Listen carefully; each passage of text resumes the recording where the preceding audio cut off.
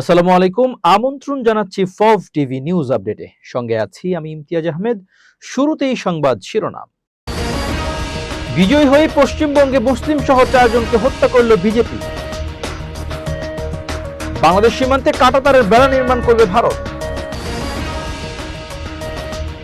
ডলফিনবাহী mine দিয়ে যুক্তরাষ্ট্রের বিরুদ্ধে ইরানের অ্যাকশন। দেশে ফিরছেন মির্জা আব্বাস, জানালেন স্ত্রী।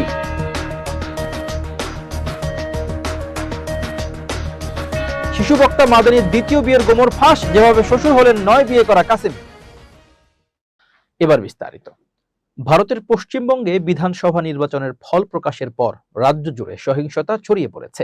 নির্বাচনের আগে বা ভোট গ্রহণের দিন বড় ধরনের কোনো অপ্রীতিকর ঘটনা না ঘটলেও ফলাফল স্পষ্ট হওয়ার পর থেকেই বিভিন্ন জেলায় সংঘর্ষ, ভাঙচুর ও গোলাগুলির খবর পাওয়া গেছে। এমতাবস্থায় পরিস্থিতিতে এক ওসি গুলিবিদ্ধ হয়েছেন।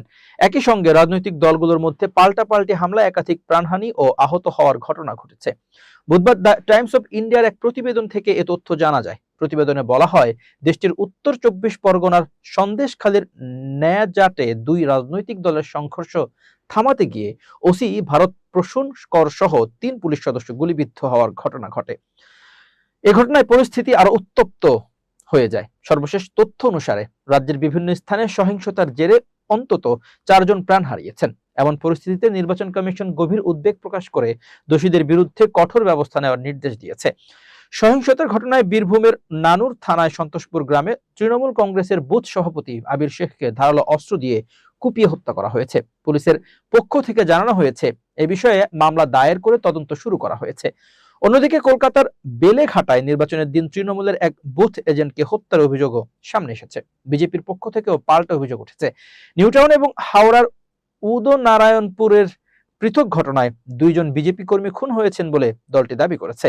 এই ধারাবাহিকতায় হত্যাকাণ্ডের ফলে সাধারণ মানুষের মধ্যে ব্যাপক আতঙ্ক ছড়িয়ে পড়েছে। রাজনৈতিক দলগুলো একে অপরের বিরুদ্ধে তাণ্ডব চালানোর পাল্টাপাল্টি অভিযোগ তুলেছে।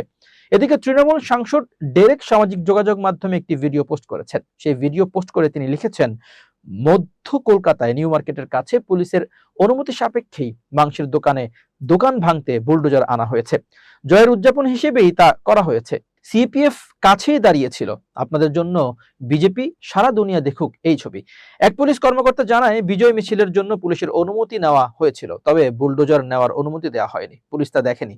তার ভাষায়, আমরা আইনি পদক্ষেপ গ্রহণ করছি, ভাঙচুর করার কোনো খবর নেই, বিষয়টি পুলিশ দেখছে। অন্যদিকে সন্দেশখালীর ন্যাজাটে পরিস্থিতি নিয়ন্ত্রণ করতে যাওয়া পুলিশের উপর গুলিবর্ষণ করা হয়েছে। ন্যাজাট থানার ওসি এবং 2 কনস্টেবল বর্তমানে চিকিৎসাধীন রয়েছেন। পুরো এলাকায় থমথমে পরিস্থিতি বিরাজ করছে এবং ব্যাপক পুলিশি টহল বসানো হয়েছে। এদিকে ভোট পরবর্তী এই সহিংসতা ঠেকাতে নির্বাচনের আগেই সিদ্ধান্ত নেওয়া হয়েছিল, কেন্দ্রীয় বাহিনী আরো 2 মাস পশ্চিমবঙ্গে অবস্থান করবে। তবে কেন্দ্রীয় বাহিনীর উপস্থিতিতেই এই ধরনের প্রাণহানি ও সংঘর্ষের ঘটনায় প্রশাসনের ভূমিকা নিয়ে প্রশ্ন উঠতে শুরু করেছে। এই ঘটনাগুলোকে অত্যন্ত গুরুত্বের সঙ্গে দেখছেন ভারতের মুখ্য নির্বাচন কমিশনার এবং অবিলম্বে অপরাধীদের চিহ্নিত করে আইনি ব্যবস্থা গ্রহণের জন্য রাজ্য প্রশাসনকে নির্দেশ দিয়েছেন। এছাড়াও রাজ্যের শান্তি শৃঙ্খলা বজায় রাখতে অতিরিক্ত সতর্কতামূলক ব্যবস্থা নেওয়ার পরিকল্পনা করছে সংশ্লিষ্ট কর্তৃপক্ষ বলে জানা গেছে। পশ্চিমবঙ্গে বিজেপির বিপুল বিজয়ের পর রাজ্য ও কেন্দ্রের মধ্যে দীর্ঘদিনের অচলাবস্থার সমাধান হতে পারে বলে ইতোমধ্যে আলোচনা শুরু হয়েছে। পশ্চিমবঙ্গে সরকার গঠনের মাত্র 45 দিনের মধ্যেই বাংলাদেশ ভারত সীমান্তে বেড়া নির্মাণে জমি বরাদ্দ দেবে বিজেপি। বিজেপি নেতাদের বরাতে ভারতীয় সংবাদ মাধ্যম এনডিটিভি এক প্রতিবেদনে এ তথ্য জানিয়েছে। সংবাদ মাধ্যমটির প্রতিবেদন অনুযায়ী ভূমি অধিগ্রহণ প্রক্রিয়াকে অগ্রাধিকার দিয়ে যুদ্ধকালীন তৎপরতায় বেড়া দেওয়ার কাজ সম্পন্ন করা হবে। বিজেপি তার নির্বাচনী ইশতেহারে প্রতিশ্রুতি দিয়েছে যে সরকার গঠনের 45 দিনের মধ্যে ভারত বাংলাদেশ সীমান্তে বেড়া দেওয়ার জন্য জমি বরাদ্দ করা হবে। প্রতিবেদনে বলা হয়েছে, বিজেপির প্রধান লক্ষ্য হলো সীমান্ত পার হয়ে অনুপ্রবেশ শূন্যের কোঠায় নামিয়ে আনা। রাজ্য সরকারের পূর্ণ সহযোগিতায় বিএসএফ এবং পুলিশ যৌথ অভিযান চালাতে সক্ষম হয়, যার ফলে সীমান্ত জেলাগুলিতে বর্তমানে যে জনতাত্ত্বিক পরিবর্তন ঘটছে তা রোধ করা যাবে। এ লক্ষ্যে দলটি শনাক্ত করো, নির্মূল করো এবং বিতাড়িত করো নীতি বাস্তবায়নের প্রতিশ্রুতি দিয়েছে। বিজেপি নেতাদের বরাতে এনডিটিভি আরো জানিয়েছে, সরকার গঠনের 45 দিনের মধ্যেই সীমান্তে বেড়া নির্মাণের জন্য জমি বরাদ্দ দেবে নবগঠিত বিজেপি সরকার। ভারত বাংলাদেশ সীমান্তে অনুপ্রবেশ শূন্যে নামিয়ে আনতেই এমন পদক্ষেপ নেবে গেরুয়া শিবির। বিজেপি নেতারা বলছেন, বিএসএফ ও পুলিশের যৌথ অভিযান জোরদারের পাশাপাশি কেন্দ্রীয় তদন্ত সংস্থাগুলোকে স্বাধীনভাবে কাজ করার সুযোগও দেবে মোদী সরকার।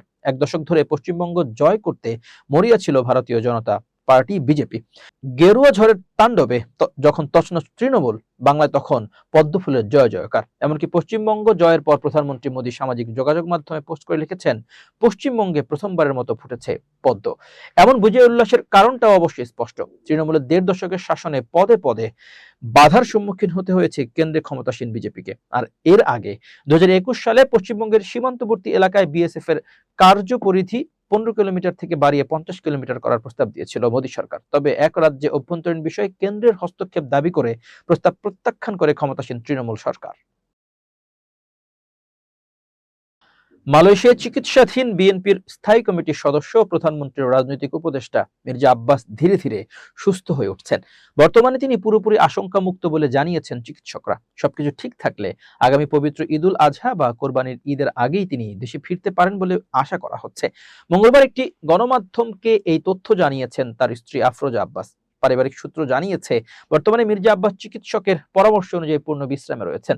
গত ১৪ এপ্রিল উন্নত ফিজিওথেরাপির প্রয়োজনে তাকে মালয়েশিয়ার একটি বিশেষায়িত পুনর্বাসন কেন্দ্রে স্থানান্তর করা হয়। সেখানে বিশেষজ্ঞ চিকিৎসকদের নিবিড় পর্যবেক্ষণে তার স্বাস্থ্যের ক্রমাগত উন্নতি ঘটছে। আফরোজা আব্বাস তার স্বামীর দ্রুত আরোগ্যের জন্য দেশবাসীর কাছে দোয়া চেয়েছেন এবং তার শারীরিক অবস্থা নিয়ে দুশ্চিন্তার কিছু নেই বলে আশ্বস্ত করেছেন। উল্লেখ্য, গত ১১ মার্চ ইফতারের সময় হঠাৎ অসুস্থ হয়ে জ্ঞান হারিয়েছিলেন ঢাকা ৮ আসনের এই সংসদ সদস্য। তাৎক্ষণিকভাবে তাকে রাজধানীর এভার কেয়ার হাসপাতালে ভর্তি করা হয়। তবে শারীরিক অবস্থার অবনতি ঘটলে গত ১৫ মার্চ উন্নত চিকিৎসার জন্য তাকে এয়ার অ্যাম্বুলেন্সে করে সিঙ্গাপুরে নেওয়া হয়। সেখানে প্রাথমিক চিকিৎসা শেষে দীর্ঘমেয়াদী শারীরিক সক্ষমতা ফিরে পেতে তাকে মালয়েশিয়ায় নেয়ার সিদ্ধান্ত নেয় পরিবার। নিজের দ্বিতীয় বিয়ে নিয়ে সোশ্যাল মিডিয়ায় পোস্ট করেছেন মার্কাজুল শাহাবুদ্দিন আল ইসলামী মাদ্রাসার প্রতিষ্ঠাতা মুহতামিম ও ইসলামী বক্তা মাওলানা রফিকুল ইসলাম মাদানী। বুধবার নিজের ফেসবুক পেজে পোস্ট দিয়ে এ তথ্য জানান তিনি। মাওলানা রফিকুল ইসলাম মাদানী লিখেছেন, আমি আমার আল্লাহকে ভয় করি, গুনাহ থেকে বেঁচে থাকতে চাই।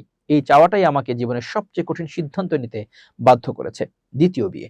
অন্যদিকে ইসলামী বক্তা মাওলানা রফিকুল ইসলাম মাদানীর দ্বিতীয় বিয়ে নিয়ে একটি পোস্ট দিয়েছে শরিয়া ভিত্তিক আইডিয়াল ম্যারেজ ব্যুরো ও কনসালটেন্টের প্রতিষ্ঠাতা মুফতি মামুনুর রশিদ কাসেমি। এ নিয়ে সামাজিক যোগাযোগ মাধ্যমে চলছে আলোচনা সমালোচনার ঝড়।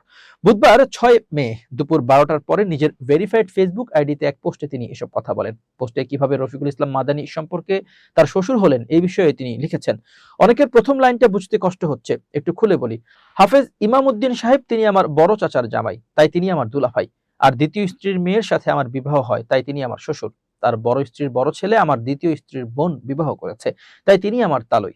তিনি আরো লেখেন, এদিকে মাওলানা রফিকুল ইসলাম মাদানী সাহেব মাসনা হিসেবে বিবাহ করেছেন হাফেজ ইমাম উদ্দিন সাহেবের চতুর্থ স্ত্রীর ছোট বোনকে। সেই হিসেবে তারা দুজন এখন ভাইরা ভাই। বলতে গেলে অবশেষে মাদানী ভাইও আমার শ্বশুর হয়ে গেলেন। শ্বশুরের ভাইরা ভাই শ্বশুরই তো হবে, তাই না? তথ্য মতে আইডিয়াল ম্যারেজ ব্যুরোর প্রতিষ্ঠাতা ও ইসলামী বক্তা মুফতি মামুনুর রশিদ কাসেমি এ পর্যন্ত ৯টি বিয়ে করেছেন। এজন্য ২০২৩ সালের নভেম্বর মাসে নারীদের সাথে প্রতারণা ও নির্যাতন, নারী ও শিশু নির্যাতন দমন আইনের মামলায় ঢাকা কেরানীগঞ্জ থেকে পুলিশ তাকে গ্রেপ্তার করে। পুলিশের তথ্য, তিনি ৯টি বিয়ে করেছেন, যার মধ্যে বর্তমানে ৪ জন স্ত্রী রয়েছেন। এছাড়া ৩ জন তাকে ডিভোর্স দিয়েছেন এবং অন্য ২ জন সম্পর্কে সঠিক তথ্য পাওয়া যায়নি। এবার ইরান যুক্তরাষ্ট্র যুদ্ধ পরিস্থিতির খবর। মধ্যপ্রাচ্যে চলমান উত্তেজনার মধ্যে হরমুজ প্রণালীতে যুক্তরাষ্ট্রের নৌবাহিনীর বিরুদ্ধে ইরান ডলফিন ব্যবহার করতে পারে এমন দাবি ঘিরে নতুন করে আলোচনা শুরু হয়েছে। যদিও বিষয়টি এখনো নিশ্চিত নয়, বিভিন্ন আন্তর্জাতিক প্রতিবেদনে এমন সম্ভাবনার কথা উঠে এসেছে। যুক্তরাষ্ট্রের প্রতিরক্ষা দপ্তরের কর্মকর্তা পিট হেগসেথ এ বিষয়ে সাংবাদিকদের প্রশ্নের জবাবে বলেন, ইরানের কাছে কোনো মাইন বহনকারী ডলফিন আছে এমন তথ্য তিনি নিশ্চিত করতে পারেন না। একই সঙ্গে তিনি বলেন, যুক্তরাষ্ট্রের এমন ডলফিন আছে কিনা সেটিও তিনি নিশ্চিত বা অস্বীকার করতে চান না। তবে তিনি স্পষ্ট করেন, ইরানের এমন কোনো সক্ষমতা নেই বলে তার ধারণা। গত ৩০ এপ্রিল ওয়াল স্ট্রিট জার্নালের এক প্রতিবেদনে দাবি করা হয়, ইরানি কর্মকর্তারা মাইন বহনকারী ডলফিন ব্যবহার করে মার্কিন যুদ্ধজাহাজ হামলার সম্ভাবনার কথা বিবেচনা করছে। তবে এ বিষয়ে নির্দিষ্ট কোনো প্রমাণ এখনো পাওয়া যায়নি। অন্যদিকে যুক্তরাষ্ট্রের নৌবাহিনী দীর্ঘদিন ধরে সামরিক কাজে ডলফিন ব্যবহার করে আসছে। মার্কিন নেভির মেরিন ম্যামাল প্রোগ্রাম অনুযায়ী বোতলনোজ ডলফিন ও সমুদ্র সিংহ পানির নিচে মাইন শনাক্ত ও উদ্ধার করার কাজে প্রশিক্ষিত। তবে এগুলো কোনোভাবেই আত্মঘাতী বা হামলাকারী হিসেবে ব্যবহৃত হয় না। প্রতিবেদন অনুযায়ী ডলফিনদের অত্যন্ত উন্নত সোনার সক্ষমতা রয়েছে, যা অন্ধকার বা ঘোলা পানিতেও বস্তু শনাক্ত করতে সহায়তা করে। এই কারণেই তারা পানির নিচে মাইন শনাক্তে কার্যকর ভূমিকা রাখে। রাশিয়া অতীতে বন্দর নিরাপত্তায় সামুদ্রিক প্রাণী ব্যবহার করেছে বলে, তবে ইরান 2000 সালে ডলফিন সংগ্রহ করলেও বর্তমানে তাদের কোনো সক্রিয় সামরিক ডলফিন কর্মসূচি আছে এমন প্রমাণ নেই। সব মিলিয়ে মাইন বহনকারী ডলফিন ব্যবহারের ধারণাটি এখনো নিশ্চিত তথ্য নয়, বরং আন্তর্জাতিক সংবাদ মাধ্যমে আলোচিত একটি সম্ভাব্য ও বিতর্কিত দাবি হিসেবে রয়ে গেছে। ইরানের বিরুদ্ধে চালানো যুক্তরাষ্ট্র ইসরায়েলের সামরিক অভিযান অপারেশন এপিক ফিউরি শেষ হয়েছে বলে ঘোষণা দিয়েছেন যুক্তরাষ্ট্রের পররাষ্ট্রমন্ত্রী মার্কো রুবিও। তিনি বলেছেন, যুক্তরাষ্ট্র এখন শান্তি চায়। মঙ্গলবার 5 মে হোয়াইট হাউসে এক ব্রিফিংয়ে রুবিও জানান, অভিযানে নির্ধারিত লক্ষ্য অর্জিত হওয়ায় এখন ওয়াশিংটন সংঘাত নয়, বরং শান্তিপূর্ণ সমাধানের পথে এগোতে চায়।